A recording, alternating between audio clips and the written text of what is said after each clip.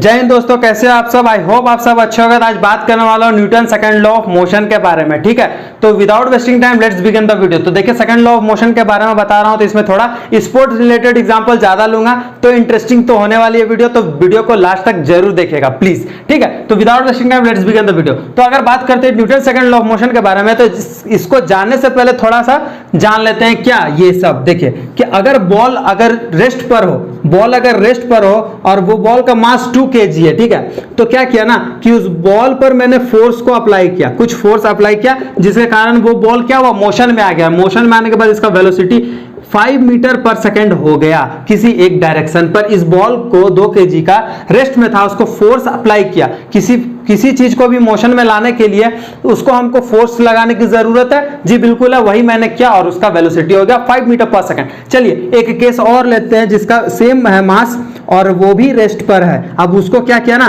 कि as compare to this ball force ज्यादा apply किया, मैंने मोर फोर्स अप्लाई किया। तो जब ज्यादा फोर्स अप्लाई किया तो उससे क्या होगा कि बॉल का जो रफ्तार है वो भी तो ज्यादा होगा।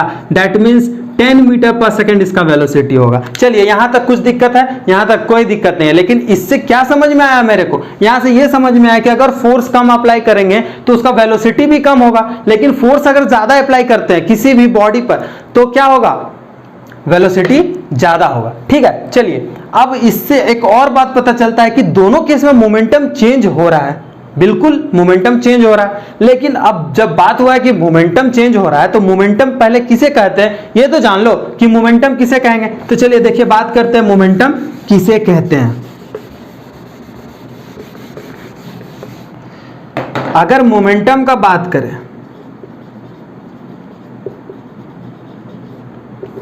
तो देखिए सबसे पहला बात है कि अगर आप बाइक, मैंने एक एग्जांपल लिया है और एक एग्जांपल है TRUC के ट्रक। अब बाइक को कोई इंसान अगर पुश करता है तो वो कैपेबल है पुश करने के लिए। जी बिल्कुल है, अगर मेरे जैसा इंसान या फिर कोई भी इंसान हो तो बाइक को तो पुश कर ही सकता है, क्योंकि इसका मास उतना ज्यादा नहीं होता है कि ये लड़का कैपेबल नहीं है। कैपेबल है, इसको पुश कर सकता है, बिल्कुल कर सकता है। लेकिन अगर ये लड़का को बोला जाए कि ट्रक को जाकर पुश करो तो पॉसिबल नहीं है। तो वो कर पाएगा क्या, नहीं कर पाएगा। Means this is not capable to push this truck. अब ये पुश नहीं कर पाएगा, ये तो पुश कर लेगा। तो यहां से हमको एक बात तो समझ में आ जा रहा है कि जो फोर्स होगा ना वो डायरेक्टली प्रोपोर्शनल टू मास होगा। अगर मास कम है तो फोर्स क्या हुआ, कम लग रहा है। ठीक है, अगर फोर्स कम, मास अगर कम है, इसका मास कम था तो फोर्स भी कम लग रहा था इसको पुश करने के लिए, उतना ज्यादा ताकत लग नहीं रहा था। मगर मास ज्यादा है तो इसको फोर्स ज्यादा लगेगा। That means force is directly proportional to mass. No problem, चलिए बढ़ते हैं आगे। अब इसके बारे में नहीं, सिर्फ इसके बारे में बात करेंगे। अब ये जो बाइक था, ये लड़का पुश किया इस बाइक को, पर ये जो लड़का था ना इसके पास उतना पावर नहीं था। दैट मीन्स ये पतला दुबला इंसान था, इसके पास वो पावर नहीं था। तो ये पुश जब स्टार्ट करने लगा ना तो बस और बस ये 2 मीटर पर सेकेंड ही मूव कर पाया इस बाइक को। बट इन सेकेंड केस एक अच्छा ताकतवर इंसान आया, मीन्स मतलब कि जिसके पास थोड़ा ज्यादा पावर था। ऐसा तो नहीं है कि सारे इंसान के पास एक सेम पावर होते हैं, नहीं, कोई ज्यादा होता है, किसी के पास कम होता है, किसी के पास विल पावर ज्यादा है, किसी के पास विल पावर कम। तो अगर बात किया जाए इसके पास पावर ज्यादा था तो ये बाइक को 4 मीटर पर सेकेंड से पुश किया, मतलब कि इतना फोर्स लगाया कि ये बाइक 4 मीटर पर सेकेंड से बढ़ना स्टार्ट हुआ, ये 2 मीटर पर सेकेंड से ही हो पाया। दैट मीन्स यहां से भी मुझे एक बात पता चलता है कि फोर्स जितना लगाओगे किसी भी ऑब्जेक्ट पर उसका वेलोसिटी उतना होगा। तो force is directly proportional to what, velocity. चलिए यहां तक भी हमको कोई प्रॉब्लम नहीं है। अब प्रॉब्लम क्या है ना कि इक्वेशन 1 और इक्वेशन 2 यहां पे बन गया। अब इक्वेशन 1 और इक्वेशन 2 बन गया, अब हम करें आगे क्या। तो कुछ नहीं करना है। From equation 1 and 2 force is directly proportional to mv। ठीक है, from equation 1 and 2 force is directly proportional to mv। अब जो इसमें m और v है ना, mass into velocity, mass and velocity, इसी को हम बोलते हैं मोमेंटम। इसी को हम बोलते हैं momentum and it is denoted by p। Momentum is denoted by p। चलिए यहां तक कोई प्रॉब्लम नहीं हुआ। अब देखिए तो फ्रेंड्स जैसा कि अब ये देखा कि मोमेंटम किसको कहते हैं, तो चलिए मोमेंटम में एक और बात बता देते हैं आपको कि मोमेंटम जो था उसमें हम लोग लिख रहे थे कि force directly proportional to mv। अभी हमने जस्ट लिखा था कि मास इनटू वेलोसिटी को ही हम मोमेंटम कहते हैं। तो हुआ क्या था कि force directly proportional to mass था, force directly proportional to velocity था। तो from equation 1 and from equation 2 हमने ये ले आया। तो हमने ये क्यों नहीं लिखा force directly proportional to m plus v, plus का साइन क्यों नहीं दिया, इनटू ही क्यों दिया? इसलिए दिया फ्रेंड्स, ये देखिए बहुत ही अच्छा कॉन्सेप्ट है और ये जानना जरूरी है। कोई भी पूछ सकता है कि आप ये इक्वेशन किया तो इसको m इंटू वी ही क्यों लिखे, ठीक है, प्लस क्यों नहीं लिखे? तो प्लस इसलिए नहीं लिखे क्योंकि अगर force directly proportional to mv हो तो अगर मास आपका जीरो होता है, तो अगर जीरो है मास तो क्या उस पर फोर्स लगेगा? नहीं लगेगा। बाय द वे वेलोसिटी 5 रहता तो क्या फोर्स का आपको लिखना पड़ जाता ना 5? तो ये नहीं हो सकता, पॉसिबल हो ही नहीं सकता। जब अगर मास जीरो हो, किसी भी मास का, किसी भी ऑब्जेक्ट का मास जीरो हो तो उस पर फोर्स नहीं अप्लाई होता है। बट इन दिस केस अगर मास जीरो होता, अगर मास जीरो होता तो वेलोसिटी भी कुछ भी हो इनटू करने के बाद तो जीरो होता, दैट मींस फोर्स 0 न्यूटन होता, जो कि सही बात है, जो कि करेक्ट है कि अगर मास जीरो हो तो फोर्स लगेगा ही नहीं। बट इन दिस केस में क्या 5 आ जा रहा था, इसीलिए हम लोग ये लिखते हैं। चलिए अब बात करते हैं कुछ। आप देख लिए कि मोमेंटम किसको कहते हैं, मोमेंटम का आपको मिल गया कि P इक्वल टू mv होता है, ठीक है, ये आपको पता चल गया। तो चलिए अब बात करते हैं ना कि फर्स्ट वाले पे, शुरू वाले जो बॉल का एग्जांपल दिया था ना, उससे फिर आपको बताते हैं, ठीक है। तो देखिए हुआ क्या था कि यहाँ पे आपका 0 था और ये 2 kg का बॉल था, ठीक है, 2 kg का, और इसको हम लोग कुछ ना कुछ फोर्स अप्लाई किए जिसके कारण क्या हो गया, इसका वेलोसिटी 5 मीटर पर सेकंड हो गया। मैंने स्टार्टिंग में बताया था, वही बता रहा हूं कि इसका देखिए होता क्या है, यूज क्या। अब देखिए सेकंड में क्या है ना कि ये फिर से क्या था, रेस्ट में था, 2 kg का बॉल था, लेकिन इस पे ज्यादा फोर्स अप्लाई किए जिसके कारण इसका वेलोसिटी हो गया 10 मीटर पर सेकंड। हुआ था कि नहीं हुआ था? देखिए हुआ था।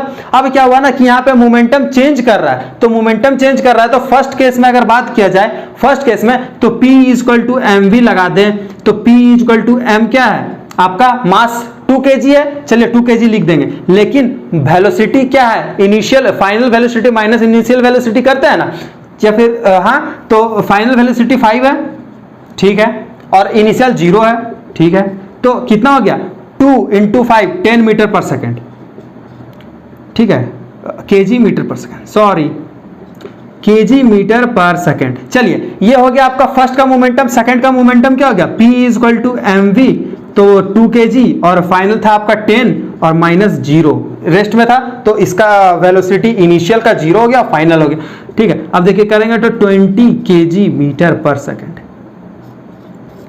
दोनों में कोई दिक्कत है आपको कि शुरू में मैंने आपको समझाया था कि कोई बॉल रेस्ट में है, उसको कम फोर्स लगा तो 5 मीटर पर सेकंड ही चल पाया, लेकिन ज्यादा फोर्स लगा उस बॉल को तो 10 मीटर पर सेकंड होगा, मतलब चेंज इन मोमेंटम हुआ, चेंज इन मोमेंटम हुआ, तो P इक्वल टू यहाँ पे निकला 10 kg मीटर पर सेकंड और यहाँ पे निकला 20 kg मीटर पर सेकंड। दैट मीन्स क्या कि यहां से भी हमको एक बात पता चला कि जितना फोर्स लगाओगे उतना ज्यादा चेंज इन मोमेंटम होगा, मतलब force is directly proportional to change in momentum.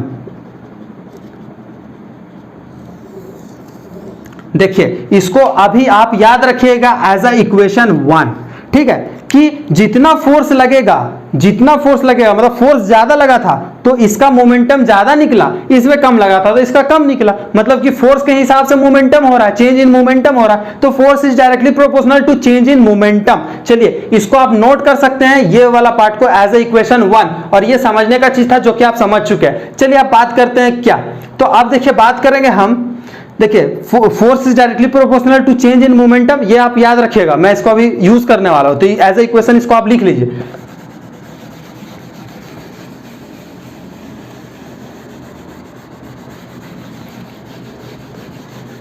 ठीक है, तो अभी तक आपने क्या समझा कि force directly proportional to change in momentum, ठीक है, फोर्स जितना होगा उतना चेंज इन मोमेंटम होगा। चलिए अब देखिए इंपॉर्टेंट बात है ना कि इसको आप समझिएगा, आपने क्रिकेट खेलते होगे, सही है, खेलते होगे, उसमें क्या होता है ना कि एक बैट्समैन है कि हिट क्या बॉल को जोर से, ठीक है, हिट क्या बाउंड्री लाइन, मतलब समझो बाउंड्री लाइन के पास जाएगा, और एक कोई फील्डर वहां पे खड़ा है और उस बॉल को कैच करने की कोशिश किया और कैच भी कर लिया, लेकिन एक बात ध्यान में रखना कि जब वो बॉल को कैच करता है ना ठीक है। देखिए जो खेलते हैं वो तो जानते हैं, जो नहीं जानते मैं उनको बताता हूं कि जो भी क्रिकेटर है, जो भी फील्डर वहां पे खड़ा है, ठीक है, उस बाउंड्री लाइन पे उस बॉल को कैच करने के लिए, वो बॉल को जब कैच करता है ना तो थोड़ा मूवमेंट को बैकवर्ड लेता है। मतलब कि वो बॉल को, जब वो बॉल उसके हाथ में आ जाता है ना, तो आ तो जाता है हाथ में, मगर क्या करता है, थोड़ा सा पीछे की ओर अपने हाथ को ले जाता है। तो क्यों करता है, इसके पीछे क्या लॉजिक है, क्यों करता है? ऐसा थोड़ी है कि वो बॉल को लिया, उसको शौक है पीछे लेगने के लिए इसलिए वो लेगता है, नहीं,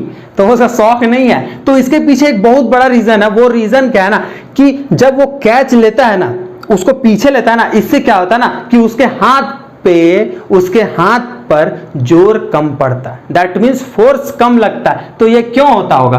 तो जब ये बॉल है ना उड़ते उड़ते उड़ते उड़ते एक आदमी है उसके हाथ पर आया, ठीक है, उसके हाथ पर आया, अब वो हाथ को क्या किया ना, यहां पे मतलब बैकवर्ड की ओर ले गया, हाथ को पीछे की ओर ले गया। इसका मतलब क्या है कि ये जो बॉल को कैच ले रहा है, तो यहां पे कंप्लीट कैच तो नहीं लिया, कंप्लीट कैच यहां पे हुआ, पूरा ऐसे करके यहां पे आया तब उसका पूरा कंप्लीट कैच हुआ। दैट मीन्स इतना दूर तो कुछ ना कुछ टाइम लिया होगा ना उस फील्डर ने, दैट मीन्स 2 सेकंड लिया, चलिए मान लेते हैं 2 सेकंड लिया।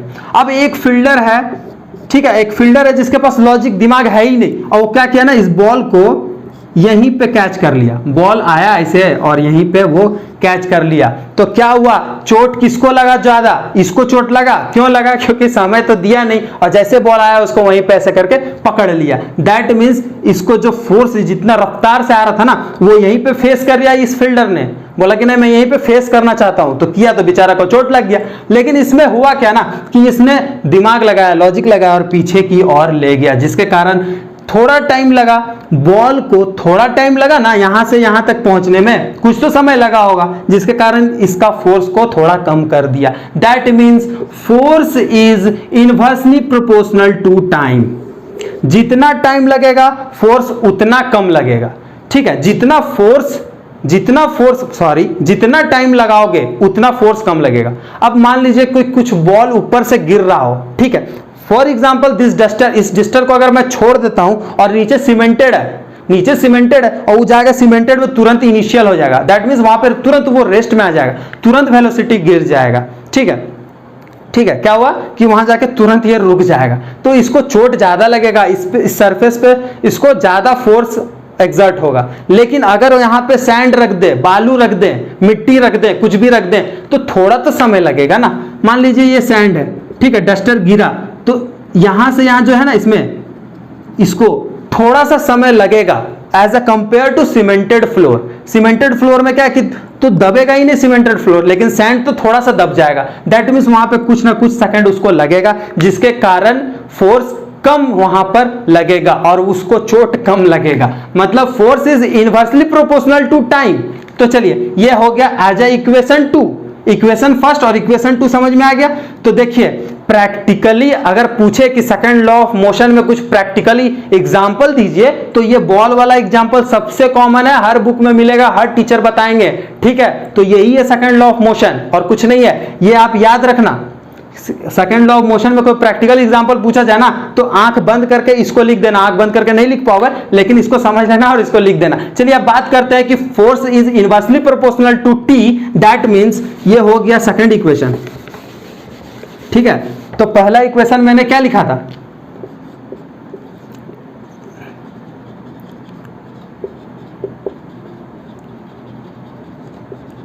चेंज इन मोमेंटम, और दूसरा लिखे थे इनवर्सली प्रोपोर्शनल टू टाइम। अब दोनों को क्या कर दो, मतलब इक्वेशन 1 और इक्वेशन 2 को क्या कर दो, तो आपका क्या हो जाएगा, change in momentum by time taken. देखिए, और यही है आपका सेकंड लॉ ऑफ मोशन। क्या है सेकंड लॉ ऑफ मोशन? तो second law of motion is the rate of change in momentum by time taken. ठीक है फ्रेंड्स, तो देखा कि अभी आपने क्या देखा कि force is directly proportional to change in momentum by time taken. तो देखिए change in momentum by time taken, इसका अगर बात किया जाए तो force is directly proportional to what, change in momentum, that is mv, time taken that is t। चलिए यहां तक कोई प्रॉब्लम नहीं है आपको। अब यहां पे देखिए बात क्या करते हैं ना कि अगर force directly proportional to m v में क्या होता था ना, हम लोग लिखते थे final minus initial, that is v minus u। करते थे, यहां तक आप कर सकते हो ना, इतना तो कर ही सकते हो। चलिए अब यहां पे इंपॉर्टेंट बात क्या जानने का ना, जानने का यहां पे क्या कि एक्सेलरेशन इक्वल टू क्या होता था, change in velocity by time, that means v minus you final velocity minus initial velocity by time, that is acceleration. अब जब इसको यहां पे एक्सेलरेशन लिख सकते हैं तो यहां पे भी तो a लिख सकते हैं, इसको यहां कर दो f directly proportional to ma। कोई प्रॉब्लम यहां तक देख लीजिए, कोई प्रॉब्लम यहां तक नहीं है ना, यहां तक कोई प्रॉब्लम, कुछ किया ही नहीं मैंने, क्या किया कि यहां पे v minus U by T था ना, इसको मैंने एक्सेलरेशन ले लिया कि क्योंकि final minus initial by time taken is known as acceleration, that is वही एक्सेलरेशन, यहां पे इसीलिए लिख दिया force is directly proportional to ma। अब देखिए यहां पे प्रोपोर्शनल को हटाने के लिए इक्वल टू का साइन देते हैं, और के जानते ही हो कि proportionally constant, constant of proportionality होता है। अब के ma, तो यहाँ पे f इक्वल टू ma, ठीक है, और इसी को बोलते हैं सेकंड लॉ ऑफ मोशन। क्या बोलते हैं इसको, इसी को हम बोलते हैं सेकंड लॉ ऑफ मोशन। तो अगर पूछे कि सेकंड लॉ ऑफ मोशन किसको कहते हैं, तो the rate of change in momentum by time taken is known as second law of motion. तो यहां पे आपका निकल गया f इक्वल टू ma, देखिए f इक्वल टू ma, तो यही था आपका बात। अगर फिर मैं बोलता हूं कि इसमें अगर प्रैक्टिकल एग्जांपल पूछा जाए तो वो कैच वाला देना मत भूलिएगा, ठीक है। तो आज का वीडियो यहीं पे समाप्त करते हैं। तो प्लीज और प्लीज इसी तरह वीडियो पाने के लिए हमारे चैनल पर बने रहें, लाइक और सब्सक्राइब कर दें, और जो नए आए हमारे चैनल में वो भी सब्सक्राइब कर दें, और वीडियो को शेयर कर दे अपने फ्रेंड्स पे, ठीक है, ताकि मेरा वीडियो और भी लोग देख सके, ठीक है। मेहनत लगता है तो प्लीज सपोर्ट कीजिएगा, ठीक है। तब तक के लिए बाय, जय हिंद, जय भारत।